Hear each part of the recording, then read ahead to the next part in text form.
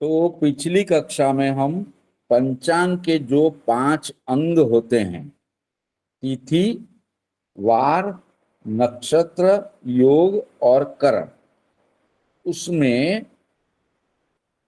तिथि किसे कहते हैं? तो सूर्य और चंद्र के बीच में जो अंतर होता है, वो जो अंतर अंश में बताया जा रहा है, उसको तिथि कहते हैं। सूर्य से जब चंद्र 12 अंश दूर होते हैं, तब एक तिथि होती है। सूर्य से जब चंद्र 0 अंश से 180 अंश की दूरी तक होता है, शुद्ध पक्ष होता है, उसको शुक्ल पक्ष भी कहते हैं। उसमें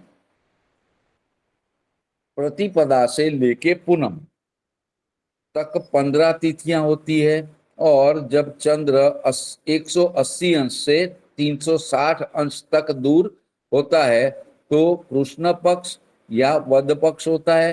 उसमें भी प्रतिपदा से लेके अमावस्या तक 15 तिथियां होती है। इस प्रकार शुक्ल पक्ष की 15 तिथि और कृष्ण पक्ष की 15 तिथि, कुल मिला के 30 तिथि होती है, जिसे एक चंद्रमास कहा जाता है। ऐसे 12 चंद्रमास इकट्ठे होकर एक चंद्र वर्ष होता है। तो शुक्ल पक्ष यानी जब चंद्र सूर्य से 0 से 180 अंश की दूरी पर होता है, तो वो शुक्ल पक्ष या शुद्ध पक्ष होता है, जहां 15वीं तिथि पूनम होती है। और सूर्य से चंद्र जब 180 से 360 अंश की दूरी पर होती है, उसको कृष्ण पक्ष या वद पक्ष कहते हैं। उसमें अमावस्या तिथि होती है। ठीक है, कुल मिला के 30 तिथियां हो गई। अब हम शुक्ल पक्ष या शुद्ध पक्ष, जिसमें 15वीं तिथि पूनम होती है, उसमें एकम तिथि, द्वितीय तिथि, तृतीय तिथि, इस प्रकार कुल मिला के पूनम तक की 15 जो तिथियां होती है, उसमें चंद्र सूर्य से कितने अंश दूर होगा वो समझेंगे और लिख लेंगे। सब लोग लिख लीजिए शुक्ल पक्ष, टाइटल बना लीजिए शुक्ल पक्ष। हो जाए तो हैंड राइज कर दीजिए, ठीक है। तो शुक्ल पक्ष या शुद्ध पक्ष, उसमें एकम तिथि सूर्य से जब चंद्र 12 अंश दूर होता है, तब एकम तिथि होती है। ठीक है, लिख लिया? ओके। अब सूर्य से चंद्र जब 24 अंश दूर होता है, कितने? सूर्य से चंद्र 24 अंश। हाँ बोलिए। अच्छा, सूर्य से चंद्र जब 24 अंश की दूरी पर होता है, तब द्वितीय तिथि या बीज, या बीज यानी हमारी गुजराती भाषा में द्वितीय तिथि को बीज भी कहते हैं। ठीक है, तो सूर्य से जब चंद्र 24 अंश होता है, द्वितीय तिथि होती है। इसी प्रकार, लिख लिया? ओके। इसी प्रकार सूर्य से चंद्र 36 अंश की दूरी पर होता है। कितने? 36 अंश की दूरी पर होता है, तब तृतीया तिथि या तीज होती है। ठीक है, हो गया?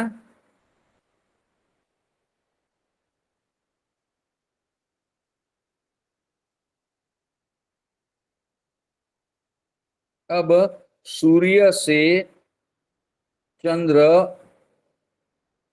48 माने 48 अंश सूर्य से चंद्र जब 48 अंश दूर होता है तब चतुर्थी तिथि होती है। उसको गुजराती में चौथ भी कहते हैं, हिंदी में भी चतुर्थी तिथि कहते हैं। ठीक है। और जब सूर्य से चंद्र 60 डिग्री दूर होता है, 60 अंश 60, सूर्य से चंद्र जब 60 डिग्री दूर होता है तो पंचमी तिथि पांचम पंचमी होती है। ठीक है। अब सूर्य से चंद्र जब 72 अंश दूर होता है तब छठवीं तिथि षष्ठी तिथि होती है। छठवीं, इसको छठ भी बोलते हैं। ठीक है, हो गया। सूर्य से जब चंद्र 84 अंश 84 अंश दूर होता है तब सप्तमी तिथि होती है। ठीक है। सूर्य से जब चंद्र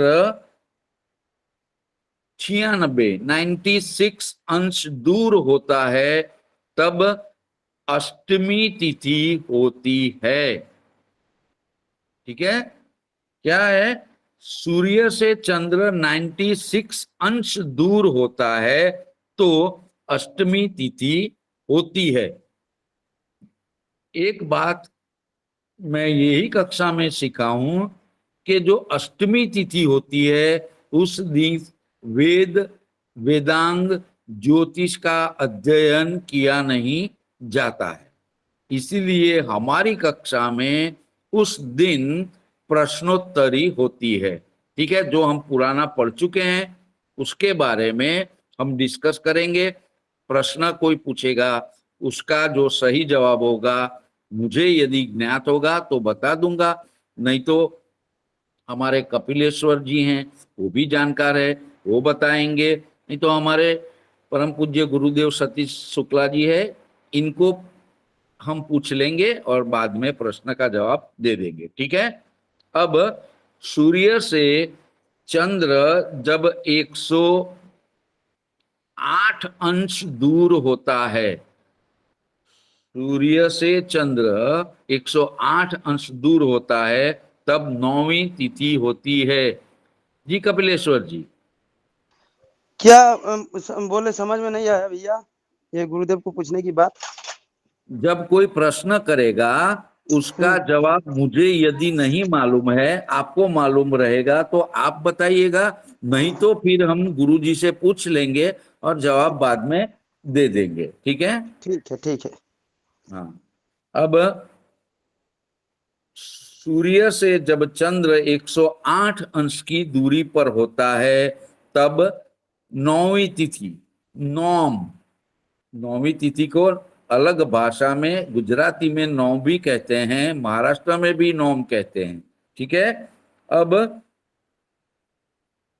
सूर्य से चंद्र 120 अंश की दूरी पर होता है तब 10वीं तिथि दशम होती है। ठीक है, यहां तक लिख लिया सबने? ओके। अब सूर्य से जब चंद्र 132 अंश की दूरी पर होती है तब एकादशी होती है, जिसे 11वीं तिथि और 11 कहते हैं। हमारे यहाँ एकादश तिथि को 11 भी कहते हैं, क्योंकि वो गुजराती में 11 को 11 बोलते हैं, है ना, इसलिए। तो सूर्य से जब 132 अंश की चंद्र दूरी बना देता है तब 11वीं तिथि एकादशी तिथि कहा जाता है। ठीक है। अब सूर्य से चंद्र जब 144 माने 144 अंश की दूरी पर होता है तो द्वादशी यानी 12वीं तिथि होती है, उसको बारस भी बोलते हैं।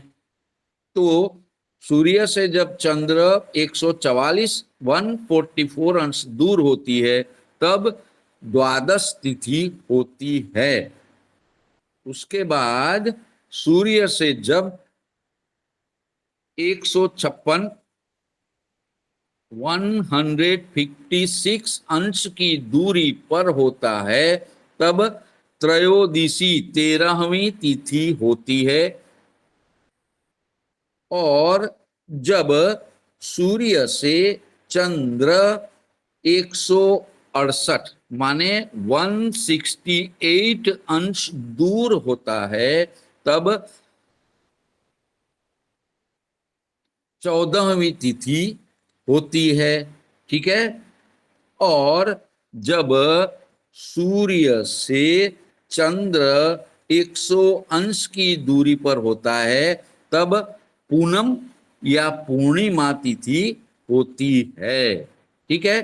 तो यहां जो हमने लिखा इससे एक चीज समझ में आ रही है कि 1 गुना 12 तो पड़ो या एकम प्रथम की थी, 2 गुना 12 यानी 24। तो जब चंद्र सूर्य से 24 अंश की दूरी पर होता है तो वो द्वितीय तृतीय होती है, यानी ये 12 के गुणांक में चलता है।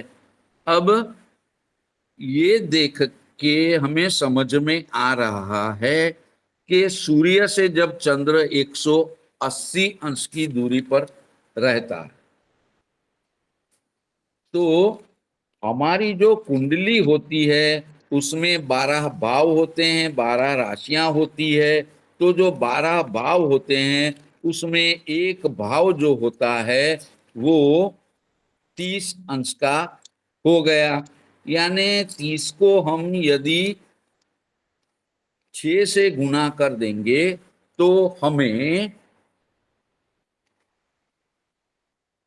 180 का गुणांक मिल जाता है। तो जब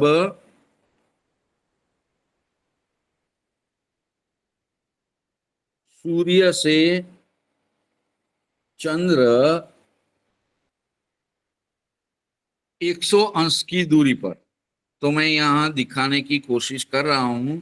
देखिए ये हमारा समझ लीजिए जहां मैंने पेन रखी है प्रथम भाव है। यहां यदि सूर्य है, देखा मैंने गोल किया, पूरा डार्क कर देता हूं, ये सूर्य हो गया। अब ये 30 डिग्री, द्वितीय भाव लिखा है 30 डिग्री, तृतीय 30 डिग्री, चतुर्थ 30, पंचम 30, छठवां 30। तो ये 30 30 60 30 90 30 120 30 150 और 30 160, तो 180 ये खत्म करके जब ये डबल गोल वाला बनाता हूं तो ये डबल गोल वाला है वो चंद्र है, ये डार्क दिख रहा है वो सूर्य है। तो सूर्य से 180 डिग्री पर जब चंद्र होगा कुंडली में तो ये देखकर हम, जो भी जिस व्यक्ति की कुंडली होगी वो हमारे सामने मौजूद रहेगा, इससे हम बात कर रहे होंगे तो उसको हम बता सकते हैं कि क्या आपका जन्म पूनम तिथि के आसपास है। समझ में आ रहा है ना जो मैं समझाने की कोशिश कर रहा हूं। तो जब सूर्य से 180 डिग्री के अंश की दूरी पर जब चंद्र रहेगा तो ऐसे व्यक्ति का जन्म जो है पूनम तिथि के आसपास का और पूनम का हो सकता है। ठीक है, आ गया समझ में।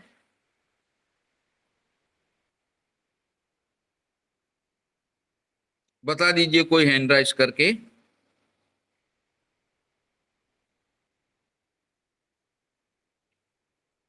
ठीक है।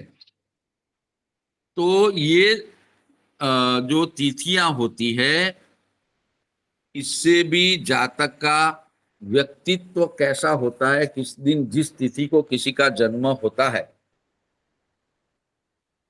देखिए, पूनम का जन्म चंद्र का 16 कलह पे खिल जाना, है ना। आपने पूनम का चंद्र तो ध्यान से देखा ही है हमने, हमेशा पूनम आती है। तो जो चंद्र है व्यक्ति का मन दिखा रहा है। 16 कला का खिला हुआ पूनम का चंद्र ऐसे व्यक्ति की मानसिक स्थिति अच्छी होती है।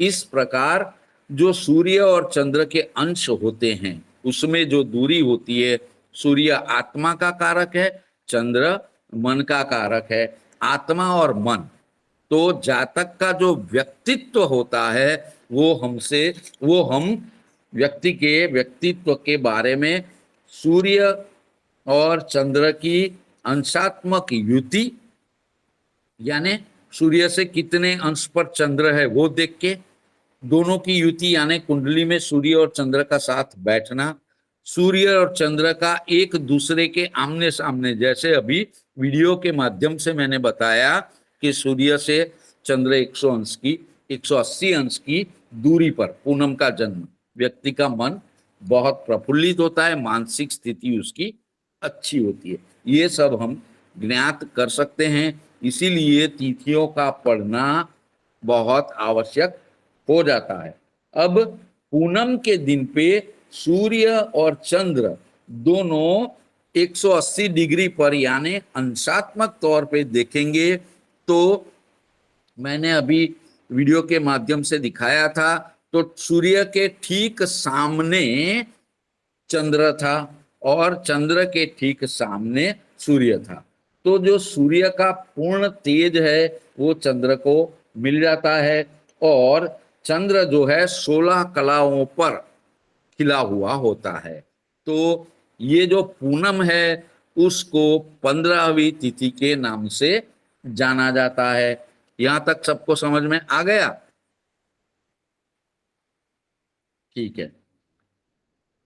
अब हम पढ़ेंगे कृष्ण पक्ष, वद पक्ष। हमारे श्री कृष्ण भगवान का वदन सांवला यानी कृष्ण पक्ष है। श्री कृष्ण भगवान का पक्ष याद रखिए। भगवान श्री कृष्ण सांवले थे, सांवरिया नाम है ना, अद्भुत नाम सांवरिया। तो ये हम याद रखेंगे, कृष्ण पक्ष या वद पक्ष, कृष्ण भगवान सांवरिया सांवले। तो ये जो दिन होते हैं वो उसमें क्रमशः अंधेरा बढ़ता जाता है, यानी सूर्य से चंद्र, अब पूनम हो गई, पूनम के बाद चंद्र धीरे धीरे उसका जो गोल संपूर्ण स्वरूप था पूनम के दिन 16 कलाओं पे खिला हुआ, वो धीरे धीरे कम होते जाता है। तो 180 से डिग्री से चंद्र सूर्य से दूर रह के गति करेगा। 180 के बाद 181, 182, 183 ऐसे ऐसे करके बढ़ते जाएगा, वो 360 हो जाएगा। तो वो जो समय का अंतर होता है उसको कृष्ण पक्ष, वद पक्ष, उसमें उजाला कम होने लगता है। तो जो अंतिम तिथि होती है तब सूर्य जहां हो जाता है वहां ही चंद्र आ जाता है। तो वो अंतिम जो तिथि होती है वो अमावस्या होती है।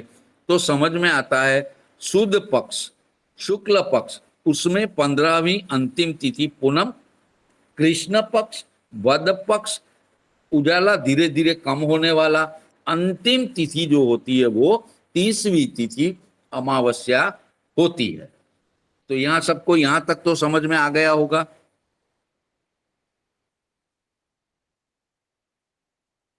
जी। अब हम एक, हाँ बोलिए भैया। ये क्या जी? समझ आ गया गुरु जी। जी। अब हम कृष्ण पक्ष में एकम तिथि कितने अंश में, तो जैसे मैंने बताया कि शुक्ल पक्ष में हमने देखा था तो चंद्र का जो अंतर है सूर्य से क्रमशः 12-12 अंश बढ़ता जाता है। जैसे एकम तिथि 12 अंश, द्वितीय तिथि 24 अंश, तृतीय तिथि 36। तो अब पूनम के दिन चंद्र सूर्य से 180 अंश दूर हो गया था, अब 12 अंश और दूर होगा, तो 180 में आप 12 गुण ऐड कर सकते हो, जमा कर सकते हो, तो आपको मिल जाएगा 192, 192। या फिर वो 16 पूनम का तिथि जो था वो 15वीं तिथि थी, तो 16 गुणा 12 करेंगे तो आपको 192 मिल जाएगा। इसी प्रकार 12-12 अंश बढ़ते जाएगा। तो सूर्य से जब चंद्र 192 यानी 192 अंश की दूरी पर होता है, तब इसको प्रतिपदा हिंदी में, गुजराती में पढ़ो या फिर एकम भी कह सकते हैं। अब 192 में 12 ऐड कर दीजिए या 17 गुना 12 कर दीजिए, आपको मिल जाएगा 204 अंश। यानी सूर्य से जब चंद्र 204 अंश की दूरी पर होता है, तब द्वितीया तिथि या दूज या बीज होता है। ठीक है। अब सूर्य से जब चंद्र 216 216 अंश दूर होता है, तब तृतीया तिथि त्रीज होता है। ठीक है। अब सूर्य से चंद्र 228 यानी 228 अंश की दूरी पर होगा, तब चतुर्थी तिथि चौथ, गुजराती में चौथ बोलते हैं, चतुर्थी तिथि होती है। इसी प्रकार सूर्य से चंद्र 240 अंश दूर होता है, तब पांचवी तिथि पंचमी तिथि होती है। हो गया। अब सूर्य से चंद्र 252 252 अंश की दूरी पर होता है, तब छठवीं तिथि होती है। अब सूर्य से चंद्र 264 अंश यानी 264 अंश की दूरी पर होता है, तब सप्तम तिथि यानी 7वीं तिथि सप्तमी होती है। ठीक है।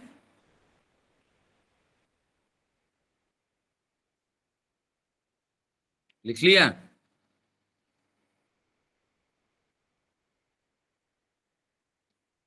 अब सूर्य से जब 276 यानी 276 अंश की दूरी पर होता है, तब अष्टमी तिथि होती है।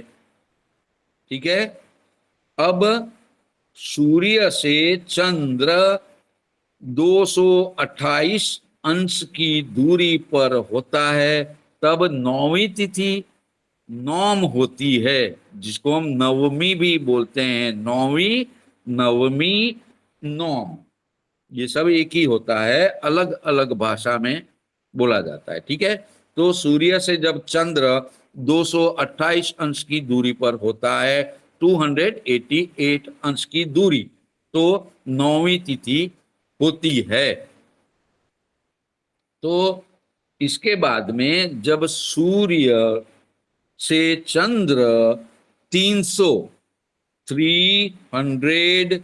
अंश की दूरी पर होता है, तब 10वीं तिथि या दशम होती है। ठीक है।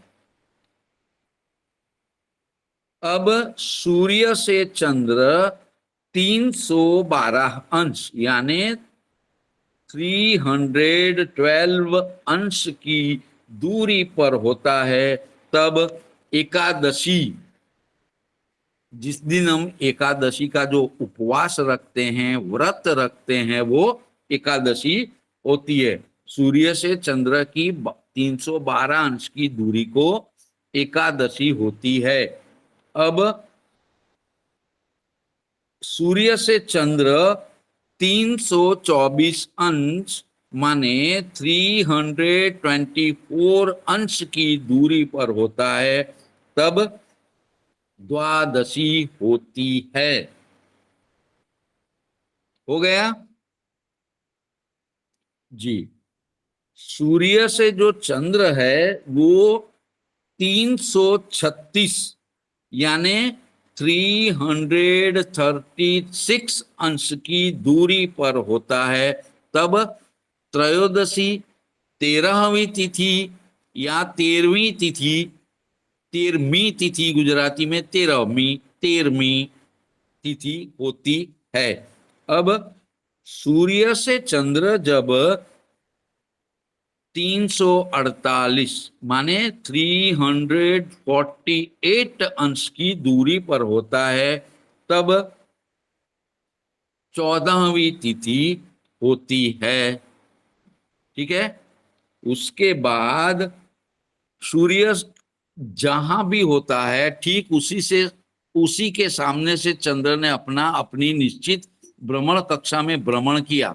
0 से शुरू किया, 12 अंश, 24 अंश करके करके 180 अंश पर आया, पूनम हो गई। पूनम के बाद 192 के बाद में 204 करके करके वो 12-12 अंश की गति से एक एक तिथि बढ़ा के जब वो वापस आ जाता है जहां से उसने अपना भ्रमण शुरू किया था, तो पूरा गोल चक्र 360 डिग्री कंप्लीट कर लिया। यानी जब सूर्य और चंद्र की दोनों की डिग्रियां एक ही हो जाती है, उसको आप शून्य भी जहां से शुरू किया वहां वापस आ गया, शून्य भी कह सकते हैं, 360 भी कह सकते हैं। तो जब सूर्य और चंद्र की डिग्रीकल अवस्था, अंशात्मक अवस्था एक ही हो जाती है, उस दिन अमावस्या तिथि होती है। तो समझ में आ गया अमावस्या तिथि। तो मैं अब कुंडली के माध्यम से आपको बताने की कोशिश कर रहा हूं। देखो ये प्रथम भाव था, दिख रहा है जहां काला डॉट दिख रहा है, ये वाला, यहां सूर्य है। यहां से ही चंद्र ने अपना भ्रमण चालू किया।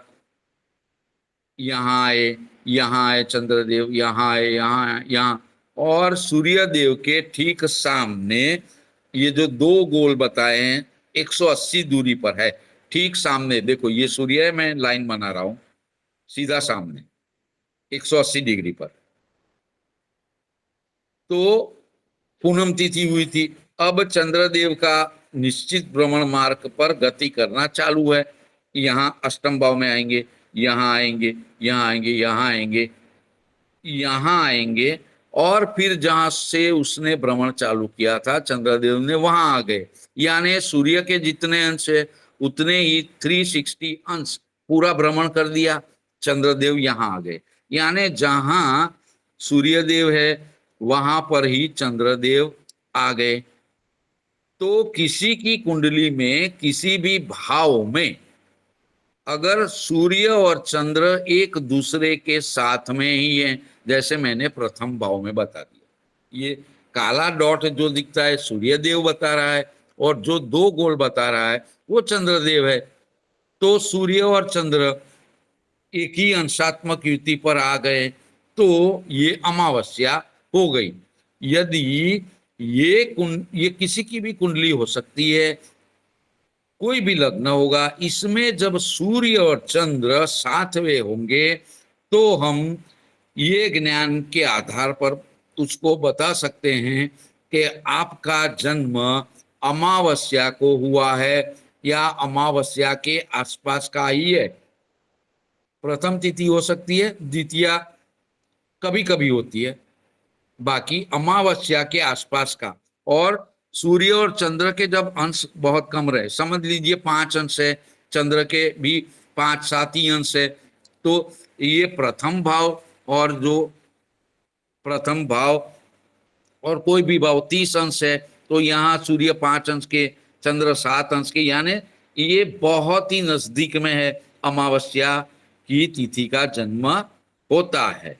तो जब आप किसी की भी कुंडली में सूर्य और चंद्र की युति देखेंगे तो आप इनको बता सकते हो कि आपका जन्म अमावस्या का है। ये सूर्य है काला डॉट, ठीक उसके सामने चंद्र है 2 गोल। यदि ऐसी उपस्थिति आपको दिखती है, सूर्य यहां हो सकते हैं, चंद्र यहां हो सकता है, दोनों 180 डिग्री आमने सामने हो गए। देखो 2 उंगली लगाई मैंने, ये चतुर्थ भाव, ये सप्तम भाव, यहां सूर्य यहां चंद्र, या यहां सूर्य यहां चंद्र, एक दूसरे के आमने सामने। तो ऐसे जातक का जन्म पूनम का हो सकता है। तो ये तिथियों के बारे में देख के, सूर्य और चंद्र की अवस्था का देख के जातक की कौन सी तिथि का जन्म है उसका भी पक्का अनुमान लगाया जा सकता है। समझ में आ गया यहां तक? ठीक है। अब जो ये हमने जो कृष्ण पक्ष शुक्ल पक्ष में चंद्र की गति देखी, तो उसमें उसकी जो गति है वो 12 अंश की बताई गई है। तो जब चंद्र अपनी नियत, या ये जो एवरेज कह सकते हैं, 12 अंश की गति से गति करता है तो तिथि का निर्माण होता है। तो चंद्र अपनी नियत सरेराश गति 12 अंश से कम गति से भ्रमण करता है, तो उसकी गति कम है ना। तो उसकी वजह से गति कम है, 12 अंश तक पहुंचने में उसको थोड़ा समय ज्यादा लगेगा। समझ में आ रहा है ना? आप चलो मैं समझाने की कोशिश कर दूं। एक व्यक्ति अपना व्हीकल लेके यहां से चलता है, जहां मैं ए लिखता हूं, यहां से अपना भ्रमण चालू करता है। ये हर रोज 60 किलोमीटर की स्पीड से चलता है प्रति घंटा। 1 घंटा ट्रैवल करता है तो वो ये बी नाम के शहर पे 1 घंटे के बाद पहुंच जाएगा। अब इसकी एवरेज स्पीड 60 किलोमीटर की हो गई। मान लीजिए कि ट्रैफिक बढ़ गया या कोई समस्या आ गई, उसकी गति कम हो गई। ये पोर्शन में 60 किलोमीटर की जगह ये मान लीजिए 45 किलोमीटर 45 किलोमीटर की स्पीड से चल रहा है। तो जब पहले उसको 1 घंटा लगता था, 1 घंटा 1 आवर, वो अब 45 किलोमीटर से चल रहा है तो उसको 45 मिनट ज्यादा लगेगी, यानी 1 घंटा और 15 मिनट लग जाएंगे। इसी प्रकार चंद्र यहां से भ्रमण करके 12 अंश की गति से यहां पहुंच जाता है, वो गति कम हो गई तो उसको थोड़ा समय ज्यादा लगा। तो जब चंद्र अपनी नियत गति सरेराश 12 अंश से कम स्पीड से चलता है, समझ लीजिए 11 हो सकता है, 10 भी हो सकता है, तो ऐसे में उसको निश्चित 12 अंश की जगह पर पहुंचने में समय ज्यादा लगने वाला है।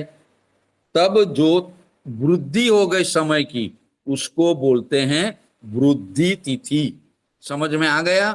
जब चंद्र की गति अपनी एवरेज गति 12 अंश से कम होती है, तब वृद्धि में वृद्धि होती है, समय के परिभ्रमण के समय में वृद्धि होती है, तो तिथि में वृद्धि हो गई, क्योंकि चंद्र को निश्चित जगह पहुंचने में समय ज्यादा लग रहा है, तो इसको बोलते हैं वृद्धि तिथि।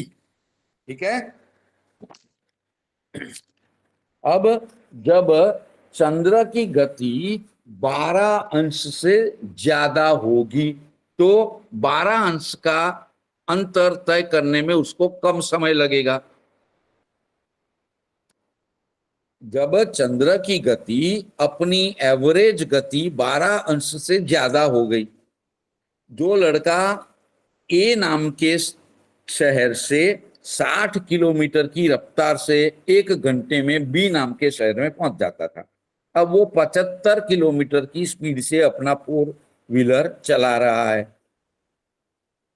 तो वो 15-20 मिनट जल्दी पहुंच जाएगा। तो जो 20 मिनट का फासला है वो बढ़ गया ना, 20 मिनट बढ़ गया और अपने गंतव्य स्थल पर जल्दी पहुंच गया। इसी प्रकार चंद्र जो है 12 अंश की स्पीड से ज्यादा स्पीड से चलेगा, तो उसका अपने गंतव्य स्थल पर पहुंचना जल्दी हो जाता है, तो उसमें समय बढ़ गया लेकिन जगह पे जल्दी पहुंच गया, तो वो पोर्शन थोड़ा ट्रैवलिंग का समय कम हो गया। तिथि जो होती है चंद्र का ट्रैवलिंग का समय बता रहा है, अब यहाँ समय ट्रैवलिंग का कम हो गया, तो ये हो गया क्षय तिथि। बोलिए विनीत जी, बोलिए विनीत जी। तो यहाँ जो पंचांग के 5 अंग होते हैं उसमें से 5 अंग कौन से हैं? तिथि, फिर वार, फिर नक्षत्र, योग और करण। उसमें से आज हमने तिथि शुक्ल पक्ष में 15वीं तिथि पूनम, कृष्ण पक्ष में एकम से लेके 30वीं अंतिम तिथि अमावस्या, और सूर्य और चंद्र साथ होने से जातक, सूर्य जो है जातक का आत्मा बताता है, चंद्र जो है जातक का मन बताता है। तो अमावस्या तिथि पर जब हमारा मन यानी सूर्य, हमारा मन यानी चंद्र, आत्मा यानी सूर्य, कुंडली में सूर्य और चंद्र इकट्ठे बैठे हैं, अमावस्या का जन्म है, यानी उस समय उस ब्रह्मांड में सूर्य और चंद्र साथ में थे, जातक का मन और आत्मा एक हो गया। तो जब हमारा आत्मा और मन एक होता है, कहा जाता है ऐसा व्यक्ति दिल से बात करने वाला होता है। और जब हमारा मन और आत्मा एक हो जाता है, मन और आत्मा एक हो जाता है, एक प्राण, इच्छाएं, मन सब एक हो गया, सूर्य आत्मा यानी प्राण, तो सब एक हो गया। ऐसे में यदि हम भगवान जी को प्रार्थना करते हैं तो हम तन मन धन आत्मा मन सब एक करके भगवान को प्रार्थना जब करते हैं तो एकात्मता रूप से प्रार्थना करते हैं। इसीलिए कहते हैं अमावस्या के दिन भगवान की प्रार्थना विशेष रूप से की जाती है। इसीलिए अमावस्या के दिन और कोई शुभ कार्य नहीं करवाए जाते, भगवान की पूजा विधि विधान किए जाते हैं। समझ में आ रहा है ना? ठीक है, आ गया समझ में? चलो, अब पंचांग का जो अगला अंग होता है वो है वार। वार तो हम सब जानते हैं, रोज बोलना पड़ता है, लिखना भी पड़ता है। तो कुल मिला के 7 वार होते हैं, रविवार, सोमवार, मंगलवार, बुधवार, गुरुवार, शुक्रवार और शनिवार। हिंदू शास्त्र के अनुसार ये 7 वार होते हैं। ठीक है, तो हमारे शास्त्र में वार मतलब हम जानते हैं, वार मतलब एक दिन भी कहते हैं।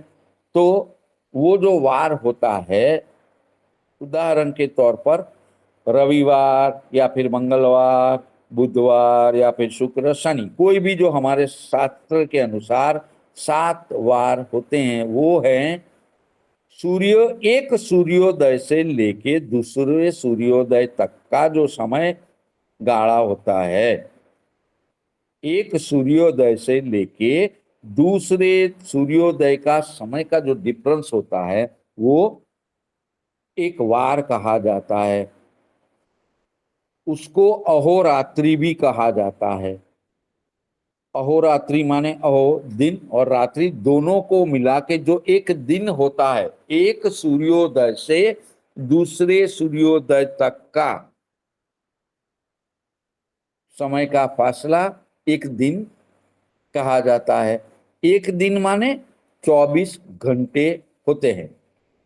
तो हमारे हिंदू शास्त्रों के अनुसार एक वार जो होता है, रविवार होगा, सोमवार होगा, मंगलवार होगा, आगे बढ़ के शनिवार, वापस रविवार, तो जो एक वार होता है उसका आरंभ एक सूर्योदय से दूसरे सूर्योदय तक का होता है।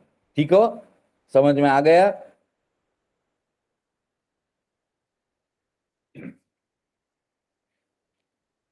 अब हमने तिथि और वार पंचांग के दो, हाँ बोलिए योगेश जी, कुछ कहना चाह रहे हैं?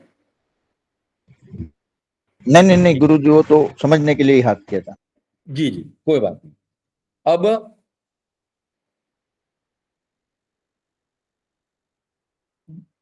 ये जो पंचांग है उसका एक अंग नक्षत्र होता है। ठीक है, तो हमारा जो क्रांति वृत्त है, किसे कहते हैं क्रांति वृत्त या भचक्र? तो जो सूर्य के आसपास पृथ्वी या चंद्र और दूसरे ग्रह और उपग्रह अपने निश्चित भ्रमण कक्षा में सूर्य के आसपास जो निश्चित गति से गोल गोल घूमते हैं, तो ये ग्रह सूर्य के प्रकाश को रिफ्लेक्ट भी करते हैं।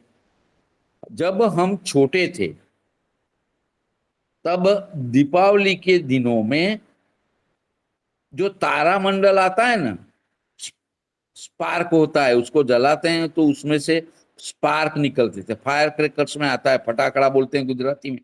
समझ रहे हो मैं क्या कहने का प्रयत्न कर रहा हूं? तारामंडल समझ रहे हो ना?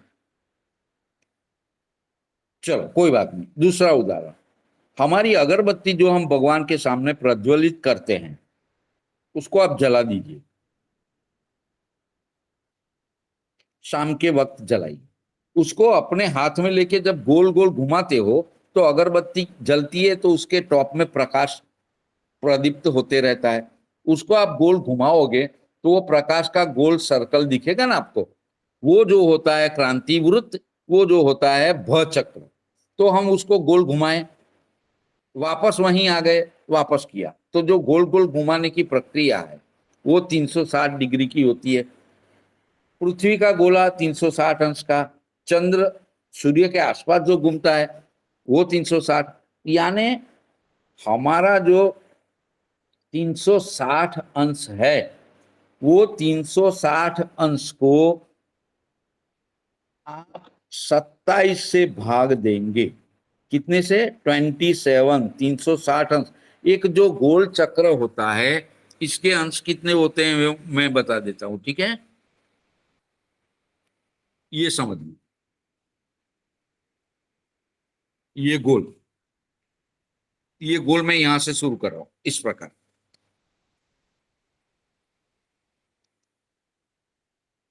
तो यहां से लेके ये जो घूमना हो रहा है, यहां से शुरू करेंगे, यहां से घूम के जब वापस आएंगे ऐसे, ये जीरो से शुरू किया, इस प्रकार यहां से घूमते घूमते यहां आ गए, तो ये 360 डिग्री का भ्रमण हो गया। अब ये जो दिख रहा है पथ, ये जहां मेरी पेन घूम रही, इसको क्रांति वृत्त कहते हैं। तो ये 360 डिग्री जो है उसको यदि हम 27 से भाग देंगे, 360 अंश है, कितना?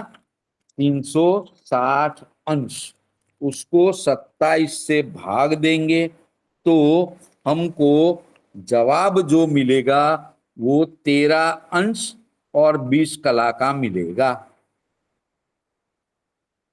आ रहा है समझ? 130 से भागना है, गलती हो रही है, 360 अंश को 27 से भागना है। चलो मैं दिखाने की कोशिश कर रहा हूं। देखो ये मैंने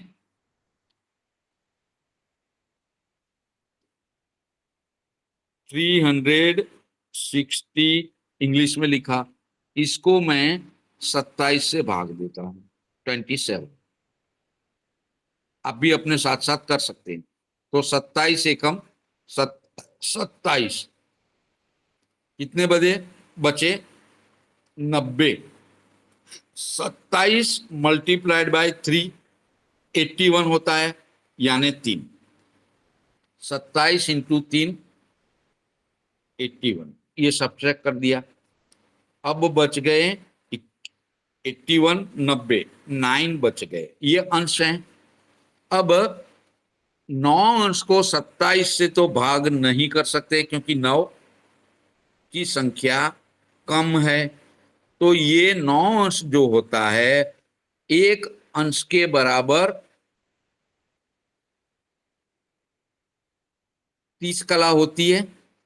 ये सूत्र आपको लिख लेना पड़ेगा, एक अंश के बराबर 30 कला, ये मैंने यहां लिखा है, एक अंश के बराबर 30 कला। ये मैं कला हिंदी में लिख देता हूं इस प्रकार, एक अंश बराबर 30 कला। ठीक है, तो ये जो 9 अंश हैं उसको 27 से नहीं भाग सकते, 9 संख्या कम है, 27 बड़ी है।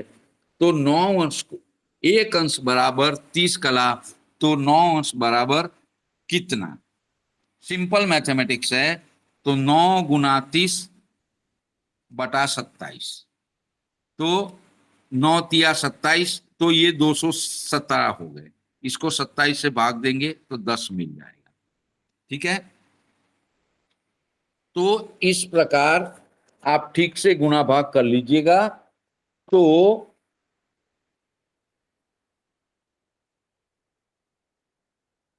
आपको 3,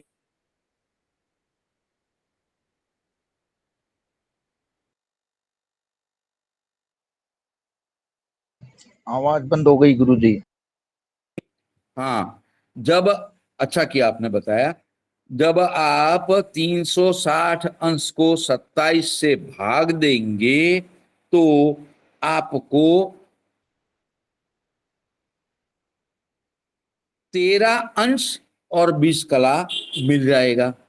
यानी जो हमारा 360 डिग्री का भ चक्र है उसको 27, एक समान 27 भाग में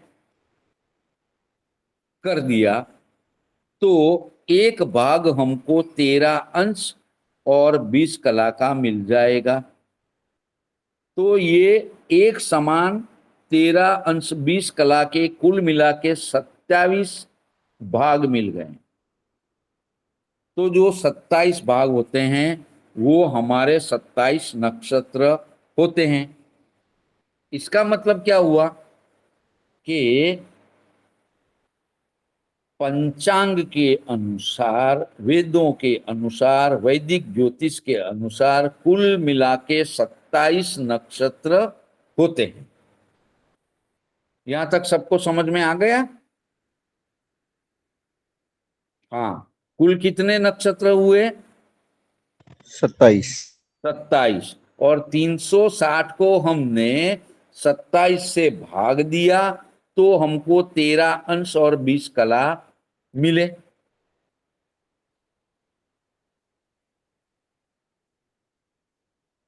ये समझ में आ गया? जल्दबाजी में गलती भी होती है, आज उसका उदाहरण मुझे मिल गया क्योंकि वो, 30 कला समझ में नहीं आया। हाँ वो मैं बस समझा देता हूँ, मेरी गलती हुई है। अच्छा ध्यान दिया आपने, मेरा भी अभी ध्यान गया। जो सूत्र है उसको थोड़ा मैंने गलत किया, 1 मिनट रुकिए।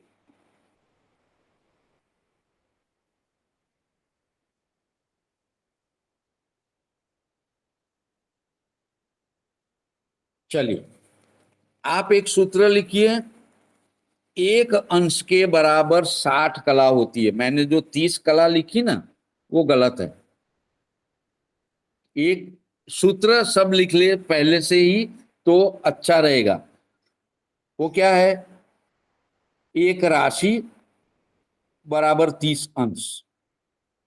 एक राशि, एक मिनट रुकिए, कोई आया।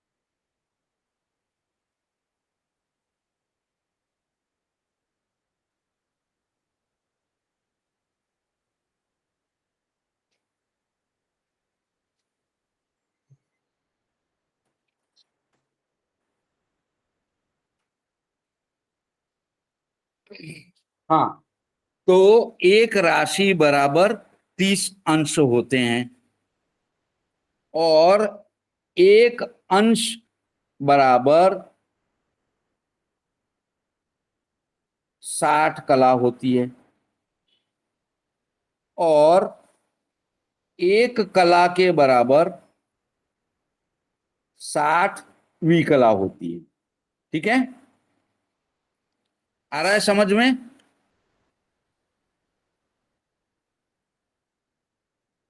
मैंने जो लिखवाया, एक राशि बराबर 30 अंश, यानी एक राशि 30 अंश की होती है। एक अंश बराबर 60 कला, 60 कला होती है और एक कला बराबर 60वीं कला होती है। आ रहा है ना समझ में?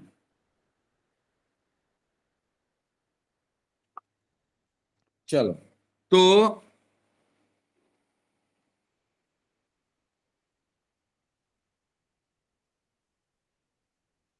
अब हम वापस से जो 360 अंश है,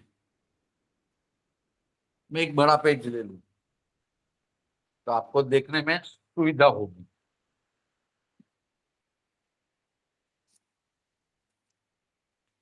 चलो, दिख रहा है? हमारा भ चक्र जो होता है वो 360 अंश का होता है, यानी 360 डिग्री। ये मैंने लिख दिया, दिख रहा है? 360 डिग्री दिख रहा है जी। जी। अब इसको हम 27 से भाग देंगे। 27, ये लिखा मैंने। 27 तिया कितना? 27 एकम 27, तो 27 दूनी 27 इंटू 2 54 होता है, 36 से बढ़ जाता है। तो 27 एकम 27, यानी 27 कर देंगे यहां सबस्ट्रैक्ट। 27 एकम 27 भाग 1 आया। 36 में से 27 जाएगा, 9 बचेगा, 90 आ जाएगा। तो 27 एकम 27, 27 दूना 54, 27 तिया 81 होता है, 81। तो 90 से 81 कम है तो 3 से भाग चल जाएगा, तो 3 आ गया। यहां तक समझ में आ गया ना सबको? 13। ओके, अब 90 में से 81 निकाल लेंगे, 9 अंश बच गए। अब ये 9 अंश जो है, हाँ बोलिए योगेश जी। चलो, अब 9 अंश बच गए। 90 अंश में से हम अंश को 27 भाग से भाग रहे हैं, तो 90 अंश में से 81 अंश निकल गए, 81 अंश, तो 9 अंश शेष बच गए। अब जो 9 अंश है वो 27 से कम है, तो 27 से तो भाग चलने वाला नहीं है, इसलिए यहां हम दशम बिंदु लगा लेंगे 13। उसके बाद में एक 0 ऊपर से ले आएंगे, 90 हो गया। तो वही बात आ रही है। तो अब क्या करेंगे, ये जो 9 अंश हैं, 9 अंश, तो मैंने क्या सूत्र बताया पहले? एक राशि बराबर 30 अंश और एक अंश, मैं लिख रहा हूं एक अंश, एक अंश बराबर कितनी कला लिखवाई मैंने? 60, 60। एक अंश बराबर 60 अंश हो गए, तो 9 अंश बराबर कितने हो गए? आ रहा है समझ में? एक अंश बराबर 60 अंश, 9 अंश बराबर कितने? तो क्या करेंगे? सिंपल मैथमेटिक, 9 इंटू 60 डिवाइडेड एक, अंश और अंश, तो ये अंश अंश निकल गया, न्यूमरेटर डिनोमिनेटर अंश और छेद, अंश अंश निकल गया। तो 9 इंटू 6 54, ऊपर एक बिंदी 0, तो 500 ने 40। अब क्या लगाया था सूत्र हमने? एक अंश बराबर 60 कला, ठीक है। तो जो वो 60 थी वो कला थी, अंश 9 अंश और एक अंश, अंश अंश निकल गया, तो ये 60 कला बच गए। 60 कला इंटू 9 तो 540, जो जवाब मिला वो हमें कला में मिल गया। अब ये 540 जो कला है, 540 कला, उससे हम उसको हम 27 से भाग देंगे। दिख रहा है? क्या किया हमने? अंश को कला में कन्वर्ट कर दिया। एक अंश बराबर 60, एक अंश बराबर 60 कला, तो 9 अंश बराबर कितनी? 9 मल्टीप्लाइड बाय 60, 540 कला मिल गई। ये 540 कला के भी 27 भाग कर देंगे, तो 27 मल्टीप्लाइड बाय 2, 27 दूना 54, 54, 0 0, शून्य को 27 को नहीं भाग सकते हैं, एक बिंदी चल जाएगी, यानी हमें 20 कला मिल गई। तो पहले 13 अंश तो मिले ही थे, वो हमने रख लिए थे, और बाकी के जो 9 शेष बचे थे उसको हमने कला में कन्वर्ट कर दिया, कला में बदल दिया, उसको 27 भाग में कन्वर्ट किया, एक भाग 20 का मिला। यानी कहने का मतलब जो होता है 360 अंश, 360 डिग्री को जब 27 भाग से करेंगे, 360 को 27 से भाग देंगे, तो हमें ये क्या होगा? रुकिए,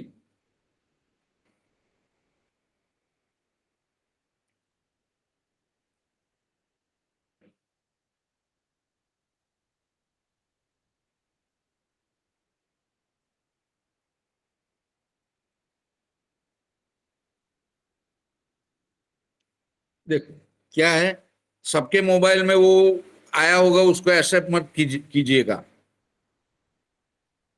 यूट्यूब लाइव उसको एक्सेप्ट मत कीजिएगा। हाँ, तो जब 360 डिग्री को हम 27 से भाग देंगे, तो हमें जवाब में 13 पूर्ण अंश और 20 कला मिल जाती है। अब आ गया सबको समझ में?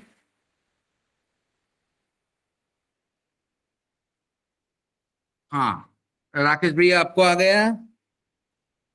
चलो, तो इसी प्रकार जो हमारा 360 डिग्री का चक्र होता है, इसको 27 एक समान भाग बना देने से हमें 27 बिल्कुल एक जैसे भाग मिल जाते हैं, क्योंकि 360 डिग्री को 27 से भाग देंगे तो एक समान 13 अंश 20 कला के भाग मिलते हैं। तो जो वो 27 13 अंश 20 कला के भाग मिल गए ना, उसको नक्षत्र कहते हैं। यानी एक नक्षत्र का विस्तार कितना हो गया, बता सकता है कोई? 13 अंश 20 कला। बहुत बढ़िया। इसका मतलब ये हुआ कि मैंने जो समझाने की कोशिश करी वो आपको समझ में आ गया। यानी हमारे वैदिक पंचांग में, वेदों में 27 नक्षत्र बताए गए हैं और ये 27 नक्षत्रों का क्रमबद्ध उल्लेख किया गया है, जो बाद की कक्षा में मैं आपको लिखवा दूंगा। तो ये जो नक्षत्र है उसका व्याप, उसका विस्तार, हमारे शहर का विस्तार कितना होता है? 6000 किलोमीटर, हो सकता है 600 किलोमीटर, छोटा गांव हो सकता है 50 किलोमीटर। ये एरिया बताता है। यानी एक नक्षत्र का व्याप, विस्तार, एरिया 13 अंश और 20 कला होता है। कुल मिला के 27 नक्षत्र होते हैं। और ये नक्षत्र जो है ब्रह्मांड में स्पेसिफिक राशियों के अनुसार, स्पेसिफिक मतलब चौकस, फिक्स, नक्षत्र इधर उधर नहीं होते, राशियों के क्रमबद्ध अनुसार ही सेट किए गए हैं। तो कुल मिला के नक्षत्रों की संख्या 27 होती है और एक नक्षत्र का व्याप, विस्तार 13 अंश 20 कला का होता है। यहां तक सबको समझ में आ गया?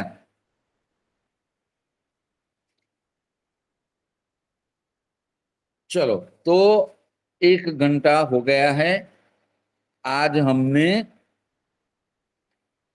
तिथि, क्षय तिथि, वृद्धि तिथि, वार और नक्षत्र की डेफिनेशन और उसका विस्तार, कुल मिला के नक्षत्र 27 होते हैं। एक नक्षत्र का व्याप 13 अंश 20 डिग्री होता है, ये समझ लिया।